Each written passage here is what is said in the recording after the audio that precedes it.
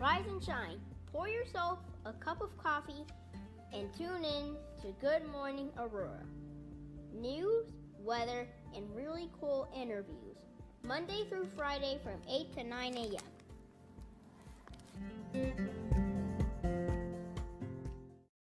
All right. Good morning, Aurora. Good morning, Aurora. Good morning, Aurora. The time is 7:49 a.m. You are listening to Good Morning Aurora, the second largest city's first daily news podcast. It is Tuesday, the 9th of March, 2021. Wake it up, baby. Wake it up. Wake it up. Wake it up. Let's get it. Let's get it. Let's do it. We got a great interview for you guys today. Another great episode. So without delay, let's jump right in. So today, Tuesday, I Love My Tutu to Read Aloud premieres at 10:30 a.m. on the Aurora Public Library's Facebook page. They'll be going live with that. And then there's a live planning and planting a vegetable garden at 7 p.m. Registration is required for that. Feed your whole family the fruits and vegetables they enjoy from your own garden. Shouts out. So that's what's going on today. Tomorrow there's live baby/toddler story time at 11 a.m. Registration is required for that. Thursday the 11th, preschool story time at 11 a.m. That's live. And Saturday, live English conversation group, 10:30 a.m. Registration is required for all of those, my dear friends. All right. Shouts out to the Aurora Public Library for all the good stuff they got going on. Okie dokie. So, moving right along, March at Alive, Monday through Friday from 3 p.m. to 7, grades 6 through 12, free. This is going to be one of many great programs taking place at the Alive Center. There's a location in Aurora and also at Naperville. Follow on Facebook and keep in touch with them via text alerts. To sign up, text I am alive, IAMALIVE to 56525. So the 19th, there's March Madness and Murder. And the 29th through the 1st, there's Express Yourself Spring Break Camp. That's cool. Lots of fun activities coming. Still life guided drawing lessons, Pac-Man tournament, and Rainbow Oobleck. How about that? Socks. They also have a sock drive going off. The drop-off center is the Alive Center at 500 West 5th Street in Naperville. This is going to the 22nd of this month. Drop new pairs of socks. So don't give old socks. That should be self-explanatory, but people will be messing that up all the time. People will give you old anything. People will give you old underwear and expect you to wear it. And when you wonder why they're giving their underwear to you, they will look at you crazy. As if everybody should be taking other people's underwear. Interesting. School District 131 is now hiring noon-hour meal supervisors and traffic monitors. If you or someone you know is looking for a job, holler at District 131. We will post this to make sure that you guys can get that information. And 5-day meal packs have been added as an additional offering at the same time and location as regular on-site daily meal pickup. The 5-day meal packs are available on Thursdays. For more information on those, check the link that I have posted for y'all. Holla. Have you heard about PEBT? If you have not, it's the Pandemic Electronic Benefit Transfer, and it benefits all students in District 129. This is because District 129 participates in the CEP, Community Eligibility Provision, part of the National School Lunch Program. All District 129 families receive the card. Immigration status is not a factor. I'm going to post that for you guys today so you can check that out and see it. Very cool stuff. And last but not least, Virtual Rocket Rumble, Monday, March 15th, 10:30 a.m. You must register with the Aurora Public Library. Virtual Rocket Rumble is a fun music and movement program for all ages. All ages. So the young bucks and the old school, y'all can all get together and dance. Was it dancing? Well, it's Virtual Rocket Rumble, so rock and rumble. All right. Quick shouts out for the day. Want to give a shout out to all of our friends who are educators. Kate Hazelton, what up? Good morning to you. I want to say a special good morning to our friends in the business community, the women business community. Special shouts out to Jen Ingram Art and also to Yvonne from Cottonseed Creative Exchange. Also want to say good morning to Tracy Duran. So many people, too many people to name. Norma Peterson Document the Abuse. So many great people. We've been blessed. It is International Women. Well, yesterday was International Women's Day, but let's do it all month. I like that idea. And that is the news. Oh, good morning. Good morning. Good to see you. You too. All right. I think this interview's been a long time coming. Yeah, So probably. This is good. For our listeners, let us know who you are. I am Jen Mendoza. Okay. All right. And yeah. Where were you born and raised? Chicago, the northwest side of Chicago. Okay. And how long have you been an Aurora resident? My husband and I moved here in 2009. Okay. So we wanted to branch out and start somewhere new because everyone from both sides of our family have always been in Chicago. Mm-hmm. So we just wanted to get away, start fresh. Did you guys have families from like the same side of town in Chicago? Were you like that close? I grew up in by Irving, Cicero, Milwaukee, so Portage Park area, and my husband grew up in Logan Square. Okay. All right. Yeah. So it wasn't too far away. Very cool. What is your post-high school education? Post-high school education, I went to Loyola University and got a bachelor's in anthropology, minoring in international studies. And then once we moved to Aurora, we were in our mid-20s.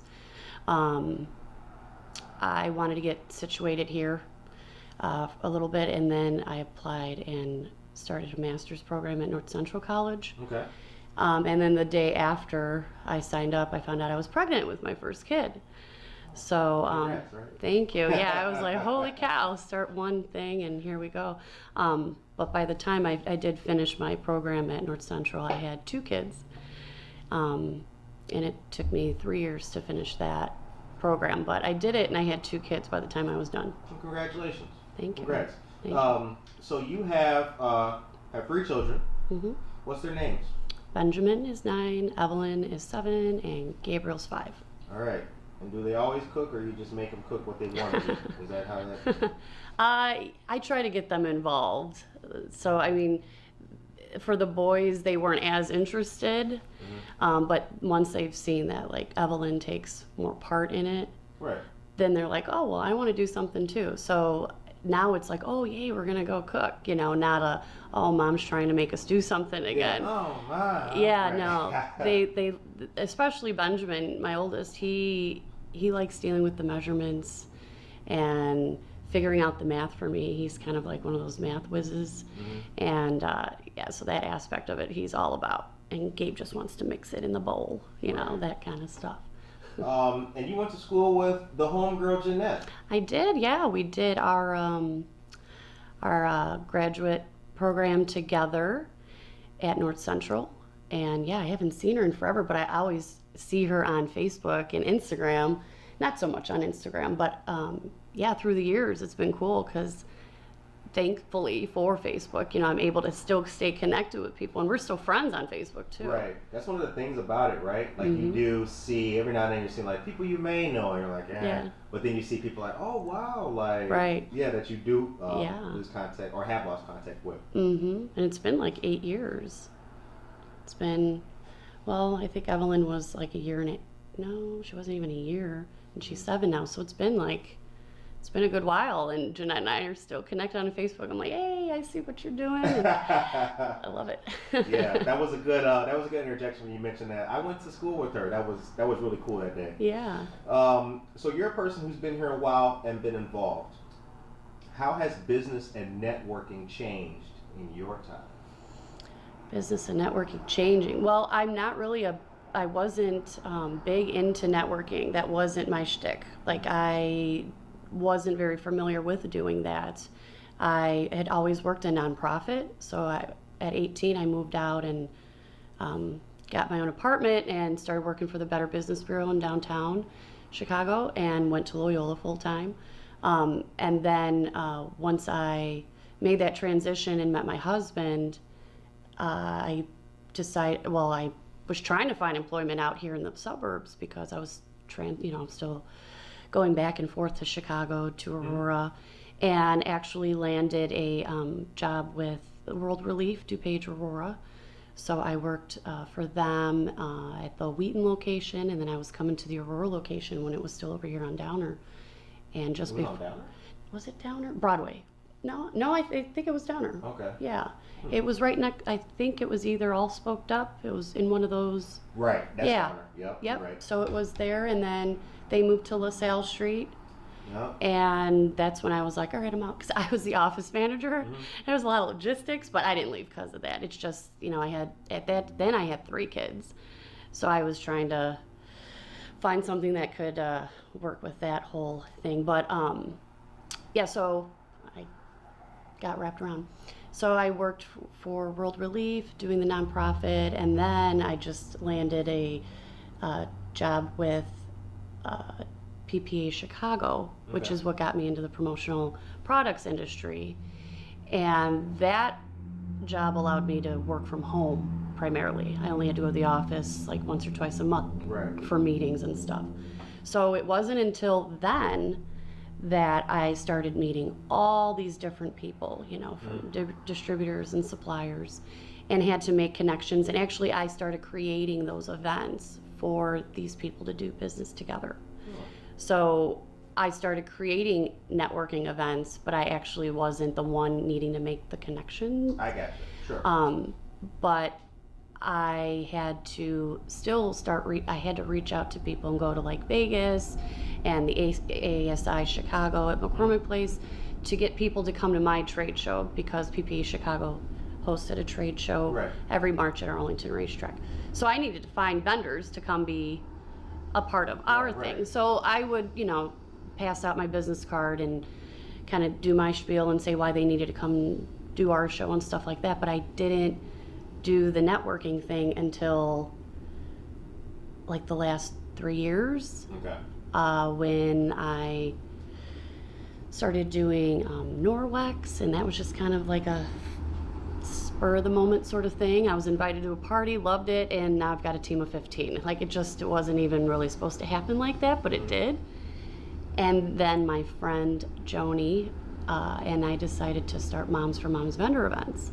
And with that, it's like all about networking, because you're meeting people, you're telling them what that is and how that's going to help give them a platform to showcase what they have. So that kind of really sparked it. And then it was just like, I went hard with that, and now it's like I network for everything. Tell me, what was it like working for the Better Business Bureau? Let's see, I was 19. It was fun, but I had to take phone calls for all the complaints. So that, I'd open up all the mail, you've got people sending you pictures of their hair falling out because they used like some sort of hair product. And they want to sue people, and I think people just didn't understand exactly what the Better Business Bureau was and what it is. But it's not a complaint receipt facility. Pay me, because this happened to me. But but it was fun. I had a lot of fun. I made a lot of friends, and I've stayed in contact with them. And that was, a long time ago. It seems like definitely the corporate environment. Yes. Yes. Okay. That was very corporate. School at night, work during the day. It was hustle, and that's why when I finally graduated, I actually stayed in Rogers Park for an extra year, and then moved back to my old neighborhood, and that's where I met my husband. And I was like, we need to just get out. Let's go, put some roots down somewhere and find somewhere new that no one else that we know. It's weird. It's like people want to stay close to family. I wanted to get away. I can relate to that. I didn't grow up with family besides my mom, really. And I didn't really feel like I had a lot of attachments, and so I wanted to go somewhere, and my husband was up for it, and we're not that far. We're like 45 minutes away from everyone. So that's why I joined the Navy, so I could leave Harvey, Illinois. Like I just want to. I don't want to see any of this anymore. Right? Yeah. Like I just like take me. Like let's Right. go. Right. What was PPA Chicago? Promotional Professionals Association of Chicago. We got a lot of acronyms on this show, so Yes. we gotta like. Yes. But that's the only way they're known. So it's a nonprofit trade association for all the promotional professionals in the state of Illinois. Okay. So yes. Growing up, what impact did your dad have in your life?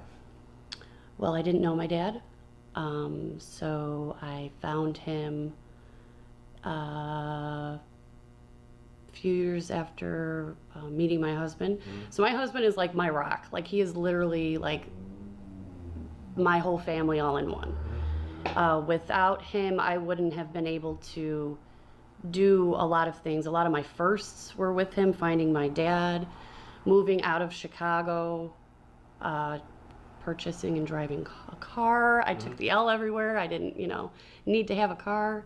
So I found my father through white pages and all that sort of stuff, and he actually lives in Kentucky. And he and my mom were teen parents. My mom had me at 16. He fled with his mom and family to do family stuff and moved out of Chicago.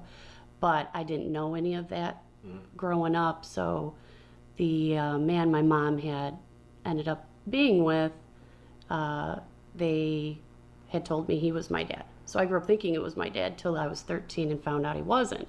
So I was like, what the heck? Right. So after that, I was just kind of like, I want to find him. I want to see, what he looks like and all this, that, and the other. Well, I find him in 2000, I think it was 2009 actually, when we moved out here. And we drove down, met him, met all this family. I've got a half brother and a half sister on his side. I've got a half brother and half sister on my mom's side that I grew up with too, but I'm the only one of just my mom and his union. So I would say after meeting him, we haven't spoken in 10 years, but I got that closure I needed, and I still stay in contact with my grandmother and my brother and sister. But there's things that my mom and my birth father have done that have led me to be the person I am today. I feel like I was supposed to be some sort of statistic of not really being able to amount to too much, because I had my first 2 years of life were living in and out of a car and living on my mom's friends' couches, and her raising me on her own, and then hooking up with a guy who was abusive physically to her and myself, and just not a good situation for the majority of my life. So I just focused on the things that I knew I wanted to do that they hadn't done or didn't do. So I was the first one to graduate college, first one to go to college, or graduate high school, go to college, get a master's, buy a house, do all those sorts of things. Right. And so I had the thought of my dad in my head of, what's he doing? What was his reason for leaving? That sort of thing. But I don't have a ton of resentment or any of that kind of stuff, but I wouldn't really say that I looked up to him for anything. Sure. Essentially. My mother, I do. I appreciate everything that she had done. But I feel like it was all those circumstances that led me to where I am. And I met my husband at 22, 23, and he just allowed me to just really, I say blossom, and just really be who I am. Right. And just kind of grow from that. What's wrong with America? Oh, what's wrong with America? There isn't enough love for your neighbor. There definitely isn't enough justice for everyone. And justice looks different for each person, but overall appreciation of people's individuality and what they have to offer, I think, is probably one of the largest issues, because if we had that, I feel like we wouldn't have a lot of other issues that stems from it. It seems like easy, right? Yeah. What's so difficult about the shit. Like, how could it be so hard? The sandbox is big enough for everybody to play in. Exactly. And have a good time. And I get so tired of people. So to your point, you said that justice looks different to certain people. And I get so tired of, like, the idea when you ask people, or ask this question, it's like, well, nothing's wrong. Oh, yeah. Yeah. Because in the whole, like, forget other people's lives and your own, like, forget the whole, there's nothing wrong. Right. It just seems so petty, you know? Yeah. Well, if that's the case, then they are what is wrong. You know. True. Yeah. Look at, like, a company, right? Right. We've always done things this way. Yeah. So, well, what did Henry Ford said? If two people agree on everything in business, one of them is unnecessary. Right. So we can't. Yeah. We need change. Right. Need people to shake it up. What does Aurora need that it does not have? What does it need?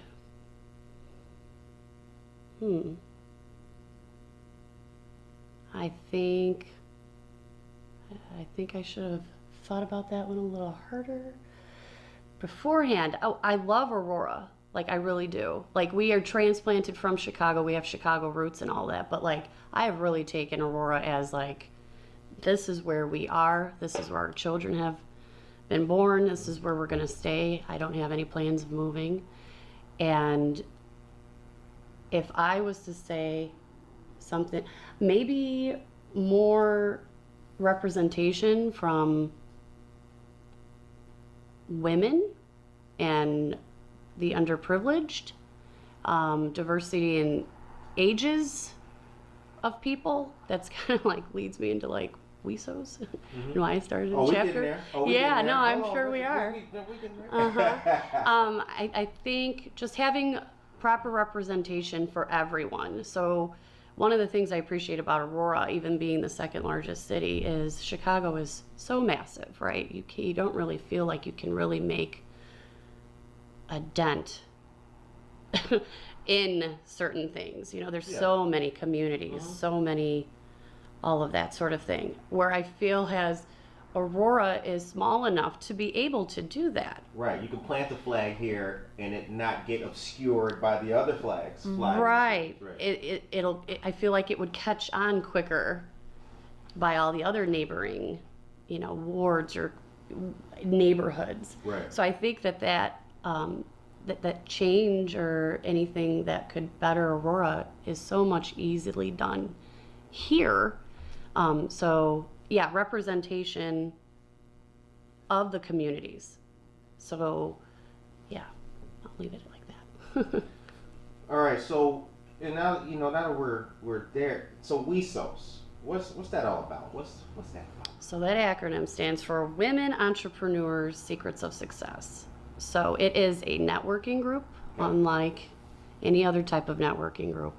It's more of like a sisterhood, and it's really a platform in which women are able to come together, share business ideas, exchange, personal growth, and business is secondary. So it's really getting to know the individual one-on-one, making those connections personally, instead of, hey, I'm here to do this, I sell this, come buy from me, this is why you should do it. Mm-hmm. So it's a group where women connect on a deeper level, get to understand their whys and their hows and what drives them to do what they're doing.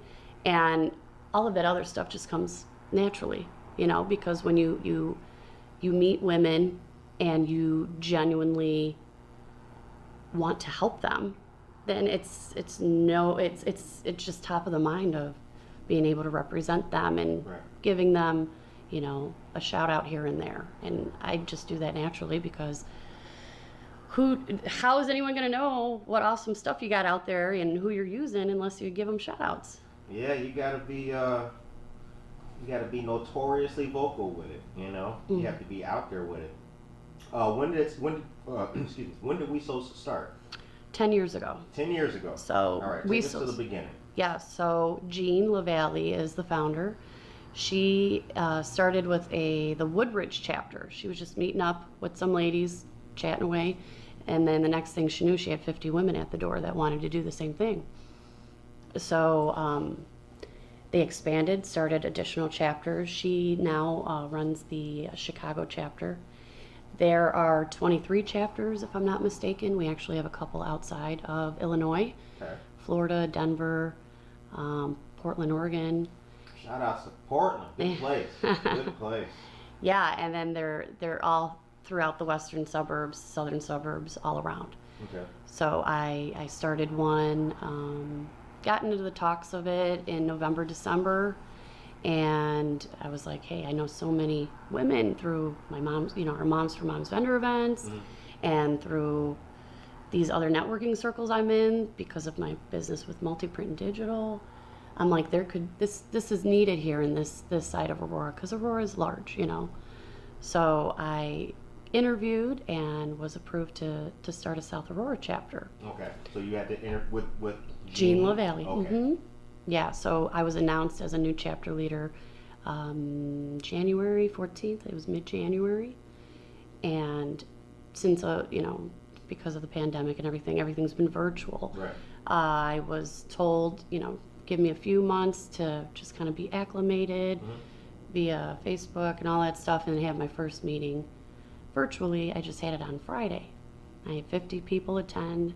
I have 47 paid members before we even had a meeting. This Friday? This past Friday. This past? Mm-hmm. Okay. Yeah, but the first in person is going to be in April. So all the chapters meet once a month. Okay. On whatever specific day and time. Mine is the first Friday. I did that on purpose. Mine is the first Friday of every month because I love first Fridays. And it's at noon at the Hop Vine Brewing Company. Out of Fox Valley Mall. Right next to the Comedy Shrine. Yep. Yeah, so we have that space designated for our in-person chapter meetings, and I'm super excited for that because it's a large enough space. I don't have to cap it off unless there's going to be like 100 people or something. But we had a wait list. We had 50 people RSVP for the virtual and like 10 wait listed. So I'm like, in person, it could go either way. Good. It could go either way. Is a requirement to be a business woman or person or to join? You have to have an established business to join? So that's the idea, Right. But technically you don't, Okay. because the membership is for the woman. Right. So it could be for a woman that's maybe wanting to get back into the workforce. Okay. And by doing this and there's like probably over 260, 270 members within all the chapters. Right. So just by being a part of the WESOS network and being able to hop around and go to any chapter meeting you want, you're in front of, give or take 30, 50 women, and have that platform to network with these women who may have job opportunities or connect you with someone. So Right. I mean, it's just Hook a sister up. And how many members do you have currently? I have 47, and a lot of them have been on your show. They have? Yeah. Who we had on? So Jessica Perea. Oh yeah, shouts out. That was a good one. Yes. That was a good interview. That's my girl, and she's actually moving not too far from me. I'm super excited. She's just moving. Oh good. Yeah. Yeah, she was really cool. I only talk to cool people. Right.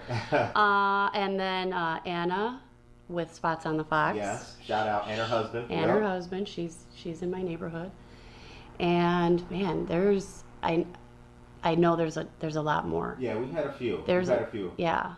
Because one day, I can't think of who it is. I apologize to that person if she watched this, but somebody left out of here after an interview, and then texted me and was like, "Yo, Jen Mendoza, WESOS, what's a WESOS group like? You should, keep interviewing some people." But we were already connected, so I was like, okay, and I was seeing that. So Chris Cash. Oh yeah, she was my first member. She hasn't been on here yet, but shouts out. Yeah, she's really cool. Oh, she is. We actually, Chris and I started up a leads group with the Aurora Chamber recently. Okay. So after this, I got to get home to get on to that. Right. Yeah, she's really cool. I met her at the census rally that took place at the Paramount so long ago. Yes, love her. Now let's talk. So Moms for Moms. Moms for Moms is still around?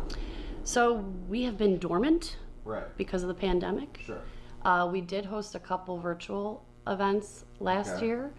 I had 2 unofficial events in my yard, socially distanced, for people in my neighborhood. But as far as actually being able to do events, we have not. We are hoping to do that in the summer. So Joni and I will be celebrating our 2-year. We had 1 full year under our belt, and we were like, all right, 2020, let's do this. And then March, then yeah. But you know, we still have a really great following, and I mean, now with the WESOS chapter, I mean, I've got all these women that will now have that additional platform to be able to do in-person events. Right. And just keep uplifting, you know, Aurora women, entrepreneurs, and business owners. I mean, that's just. So Moms for Moms was only 2 years old? Mm-hmm. Wow. Mm-hmm. It seemed, Moms for Moms. Well, it's Moms for Moms vendor events. Right. There's other groups, and I don't think they're vendor event type things, but there is like a Moms for Moms or something, and it might be like a resale shop that happens every so often. The reason why I asked is because back when I had the escape room, Moms for Moms. So I know it was you though. Mm-hmm. I was like following one of your page or that page, and then there was another like vendor group something, and having the escape room. I was trying to meet people and network and tell them to bring your kids out. Mm-hmm. But Moms for Moms vendor events always stayed with me. Okay, awesome, yeah. So when it comes back, hopefully in the summertime. Yeah, Joni and I are definitely excited to. We're gonna hook up and talk about how that looks, because I know that I got the email from the Fox Valley Park District saying that people could start renting events and stuff. I'm really trying to go forward with that and try to find spaces that our beneficiaries could help with, since we link up all of our events with local charities. So I think that would be best, because then we don't have to put the deposits down on places, and instead give more back to, the charity that we're selecting for that particular event. What's the benefit of business vendoring with you? The benefit. So, I mean, the whole point of Moms for Moms vendor events is to have a platform for women-owned businesses and entrepreneurs to showcase what they have to offer. So, I mean, that could be a brick and mortar, that could be a woman who knits in her home. So Joni and I would always attend the school vendor events that were always in November and December for Christmas, and we thought, well, this should happen more often, why can't we do this more often? Because I wanted to represent Norwex. She has her business, Sudsy Bum, so she does vegan soaps and things. And we just said, you know what, let's do one and see how this works. Well, we had like 120 people register. And we thought, well, you know what, I think there's really a need for this. Yeah. There's other people like us that are out there that, they can, be a chiropractor and have, like I said, brick and mortar, but then there's also these women that are working from home, trying to do a side thing, or it's their full-time thing because they're home with the kids. And at that time I had been home. I had to quit my job because my youngest has a speech disability, and I had to start taking him to have therapy. So that's where I was like, okay, I'm not going to work. But then I became a consultant with Norwex, and then we started Moms for Moms vendor events. Right. So I was like, I wasn't working, but like I was working even harder to do that stuff. But it gives women a voice, a face. So if you're an Etsy business owner and you're only doing things online, this gives you the opportunity to get out in front of people in your neighborhood, in your school community, in your church community, wherever we have it, and people then do, business with you instead of, going on Amazon or going to a store. So, I mean, people that do baked goods, the direct sales like myself, just anyone. We have nonprofits that participate just because you're literally getting a spot in an event that is made for you. Right. And, you have that platform. So can't lose. And multi-print digital? Yeah, so that's my 9 to 5. Okay. But it's a woman-owned business. I love promotional products because I know the impact it has on businesses. So it's literally like full circle, because not only, do we offer Moms for Moms Under events when we get back in person, but I am able to help brand women and men, but through, with WESOS and Moms for Moms, I have that extra tool. So I've got these platforms, I can make these connections for women, and I can help brand them. So anything you need to put your logo on, I'm your go-to. How much you charge for business cards? I mean, it depends on how many you need, but it's going to be cheaper than Vistaprint. Okay, word up. And it's personalized, so it's not, you're not dealing with someone online that you never get to talk to. You'd say, hey, Jen, I'm having an event. I want to have some freebies to hand out. Or, hey, Jen, I want to make our whole office look more branded and professional. We need apparel. We need name badges. We need banners. We need anything. Then you just tell me, and then I start looking it up, and I do all the background work for you. Word up. Yeah. Word up. So besides the things that are, COVID responsible when it opens up, what's the future look like for Jen Mendoza? What we got going? What's popping? Well, I mean, I feel like I got a whole lot of stuff popping right now, but I want to build my WESOS chapter even more. Not too much, but that's really a big focus of mine. These women have trusted me, and starting this chapter, and I mean, we are off to a really great start. I'm so excited. I have, I've got the whole year planned out already with all the sponsors, all the speakers. So now I'm already looking into 2022. But that's my goal. Plus, some household things. I want to get a new deck put on. That's some personal stuff, but I really want to get to know these women. I know a lot of them. Some of them I don't, so I'm looking forward to getting to know them on a personal level. Right. Just do some fun, charitable type things with these women in our neighborhoods, and just, do what we do best. And that's, empower each other, support one another, and try to make a difference. My Alderman Bug is like the best alderman, and he is always there to help. 10th? Ninth, ward, okay. Always there to help any way he can. And I love being able to help him, whether it's to help, start a blood drive or a food drive for the food pantries. So I'm gonna look to get together with him to see what is on the agenda for us this spring and summer, and see how I can pull in these women to get it to go to, get going with it too. Good. So how can people contact you and learn more about who you are and in the respective businesses? So for WESOS, you can contact me at mendoza.wesos@gmail.com. For any kind of branding needs, I'm Jen at multiprintanddigital.com. And I mean, I'm on Facebook, so if anyone wants to get connected with me for anything, they could just find me on Facebook, Jen Mendoza.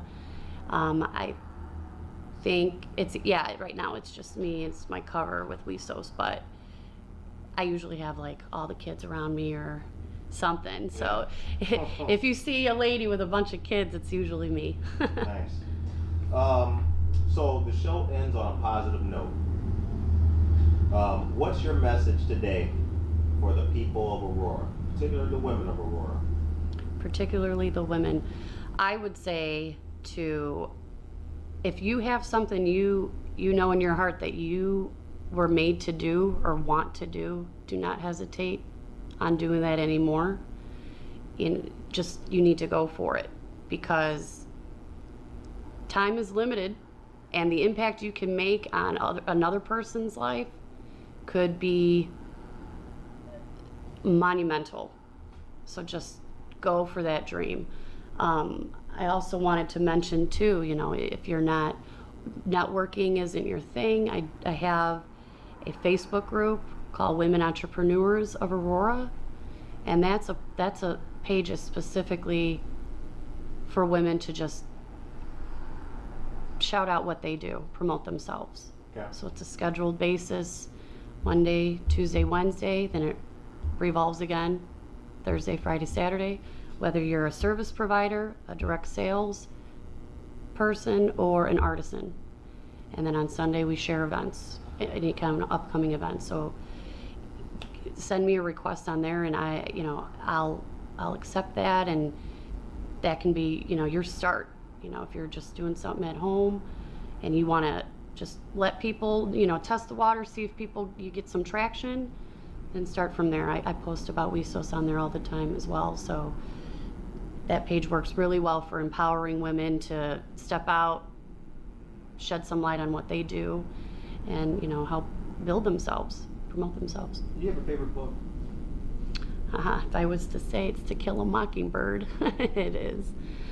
That book resonated with me. I had family in Alabama growing up. We drove down every year. It was my step family. But I didn't know it at the time. But then come to find out that my dad is, you know, from Kentucky. My grandma's from Kentucky. I just did an ancestry DNA test, and I'm up every night just searching and looking, and the stuff I'm finding is just insane. But I resonate with the South because of the family I grew up with.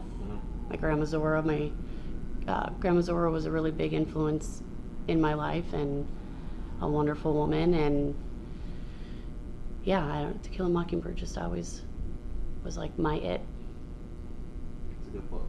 Mm-hmm. Shout outs to Atticus Finch. Yes. We appreciate this interview. Thanks for coming on the show and talking to us. Thank you Much so much. appreciated. We appreciate everything that you do to leave a positive impact in other people's lives. So women, boosting them up, you know what I'm saying, giving them a shout out. You never know whose life you're changed or who you're helping out just by giving them a little platform. Little push. Right. So all of you guys out there, we hope that you guys enjoy or have enjoyed this interview. We appreciate Jen's time. Stay tuned tomorrow for another great positive interview. We will see you guys back here tomorrow. Peace.